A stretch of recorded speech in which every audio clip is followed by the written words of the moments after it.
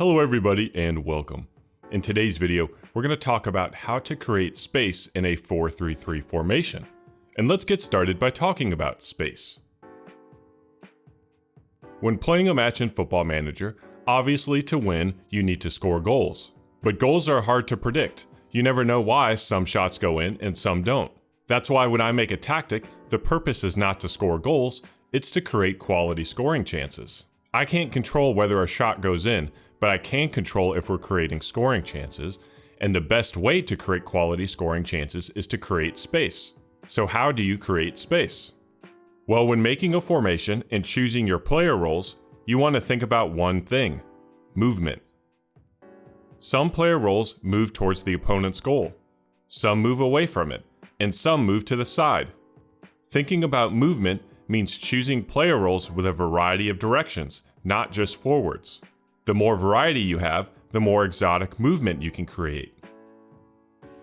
Let's look at a replay to see how the movement of one player who doesn't even touch the ball will create space, which leads to a scoring chance. Here's my center back on the ball, and we're attacking to our right. The opponent is sitting in a deep shell with all 10 outfield players below the center circle. My player here in the midfield is what's known as a carrilero, a role that specializes in helping out in wider areas. This means his movement is going to be towards the sideline, not the goal. That movement towards the sideline will drag this defender with him. This will create space in the attacking midfield for my inverted wingback, a role that loves this area of the field. Our player movement has shifted the defense, and we create a high-quality scoring chance and ultimately a goal.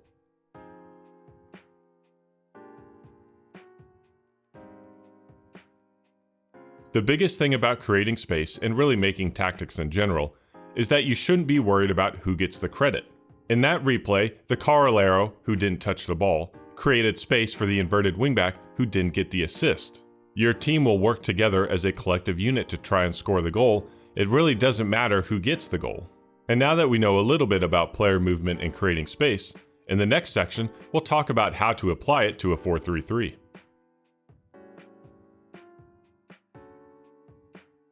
This is a 4-3-3 formation, and there are two things about it. The first is that the formation has naturally created open space in the attacking midfield. This is an important area to take advantage of. The second is we have three layers to this formation. We have our attackers, our midfield, and our defenders. We will want to use variety when choosing our player roles and their duty in those different layers. We don't want all our attackers on the attack duty, we don't want all our midfielders on the support duty, and we don't want all our defenders on the defend duty. We want to spread those out across the formation. And when choosing player roles, think about where they're going to go and what space they're leaving behind. Let's begin with the striker. There are three roles that can really take advantage of that space in the attacking midfield: the false nine, the deep lying forward, and the target forward. I'm going to use a false nine for this tactic, and his movement during build-up will be backwards towards our own goal. Since we have a false nine dropping deep, this will create space for a player to take advantage of. Which brings me to decide what to use for our two wing players. Well, an inside forward on attack is a role that pairs well with a false nine. Here we are with the ball, and this is the false nine, who's going to make himself available for the pass. When he gets the ball, these two defenders will close him down. This leaves space in behind for the inside forward.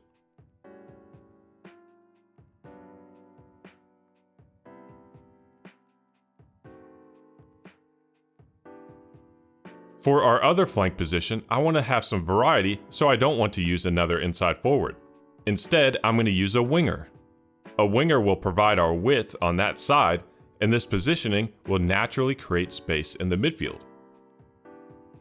Right now, we're on a counterattack with the ball in the midfield.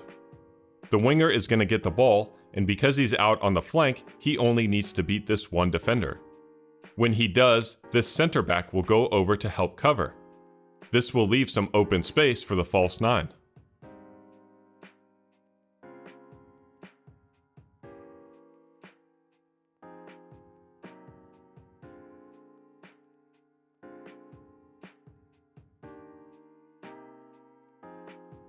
With those three, we've already created multiple ways to score a goal, and defenses won't be able to key in on just one area of the field. Now let's move on to the midfield, where there are plenty of options. But one thing I would recommend doing is using a balanced trio, meaning one player on defend, one on support, and one on attack. This is an easy, effective way to ensure you have all phases of play covered. One trio I love to use is the Mezzala, the Carrilero, and the halfback. We have a role dedicated to our attack, one dedicated to providing defensive cover, and one that will support both. Right now my player is on the ball. This is the halfback, this is the Carrilero, and this is the Mezzala. The team works the ball through the midfield and gets it to the inside forward. The inside forward is a role that loves to cut inside. When he does, he attracts multiple defenders, which gives room in the half space for the Mezzala.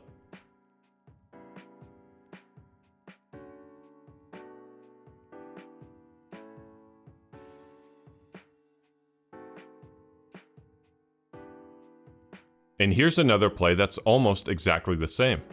This is my inside forward, and he's going to cut into the midfield. But this time, the Mezzala will attack the open space and not get the ball, leaving space for the winger.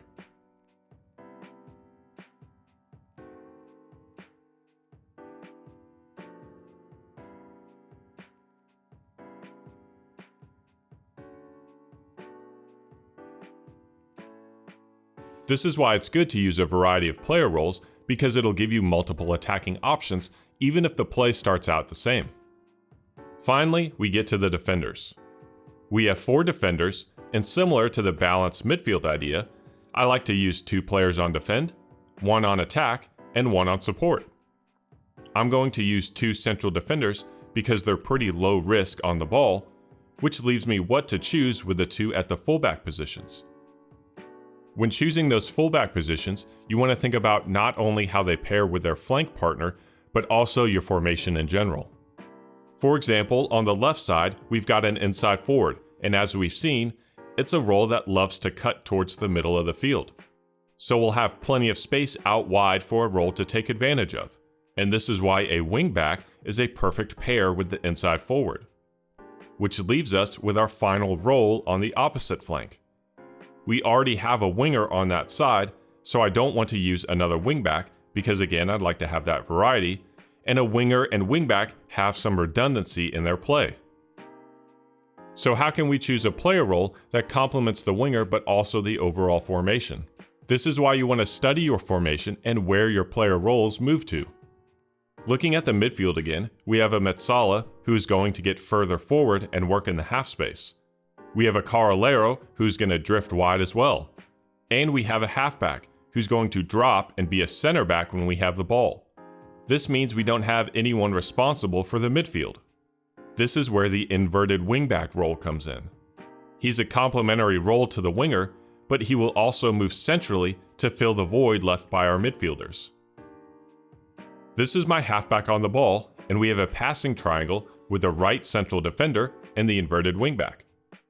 The inverted wingback will get the ball, and he has his teammate, the Mezzala, right next to him. The Mezzala will cut inside, leaving the defender with a choice on who to follow. They follow the Mezzala, leaving my inverted wingback open for the goal. Now that we have all the player roles, let's pick a team and see how the formation looks.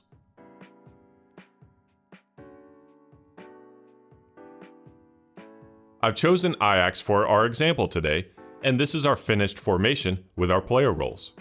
We have a solid foundation for defending, which is one of the benefits of using a 4-3-3. And on top of that, we have a balanced distribution of roles as well. 3 are on attack, 3 are on defend, and 4 are on support. Now that we have a team with our completed formation, let's do a couple of highlight breakdowns to see how they all work together. We start the clip with my halfback on the ball attacking to our right. I first want to point out the width that our winger at the bottom and the wingback at the top have created. They both have defenders in the area as well, meaning the midfield will be less congested. The winger gets the ball and 3 defenders have closed him down. But the inverted wingback and central defender give him 2 outlets. The inverted wingback gets the ball and immediately passes it to the false 9. Those 3 defenders are still out wide, and this defender will close down the false 9. This creates space that both the Metsala and inside forward will exploit for the scoring chance.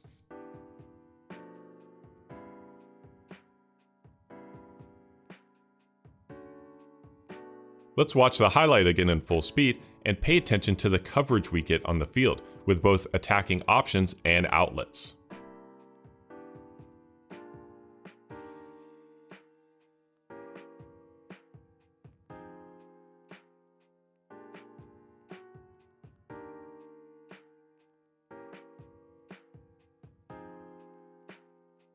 Here's another clip, and my left central defender is on the ball, and we're attacking to our left. Here's the Carolero and the wingback. Their triangle positioning will shift the defense to their side. We've created space since there's much more open field out on the flanks, which the inside forward will attack. As the inside forward gets the ball into the box, the false 9 has brought 2 defenders with him to the goal mouth. This has left space for the Metsala.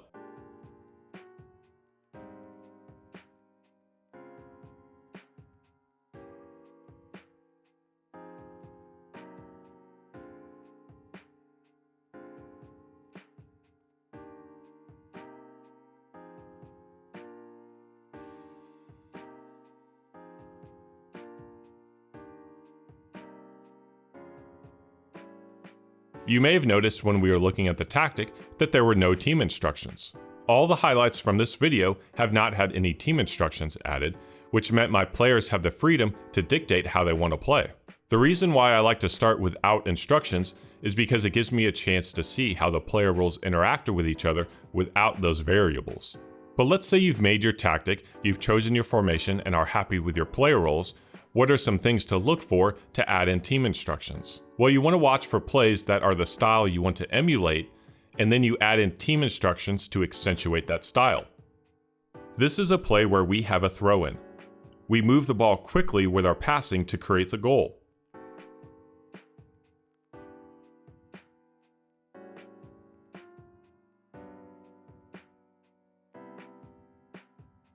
If I watch that replay and I like that passing style, I would add in shorter passing and higher tempo to tell my team to try that passing style more often. So we can go to team instructions and add those in. And now we can expect our team to do that type of passing more often. On the other hand, if we look at our second breakdown highlight again, you see that we take our time on the ball before hitting a long-range pass. So again, if you want to accentuate that type of play more often, you can add in those team instructions to your tactic. And that is how you can start to build and craft your tactic by using a formation, player roles, and some simple team instructions. Your team can create space, which will lead to some beautiful goals. As we wrap up the video, if you are confused by any player roles or would like some more information on them, or maybe you're not quite sure how they function, I have videos on all the roles used in today's formation. Also, a friendly reminder that I now have a Patreon account if you would like to support the channel, and there's also a free link to our Discord where we're talking about Football Manager. Anyway, that is all for today's video. I hope you enjoyed. Thank you for watching.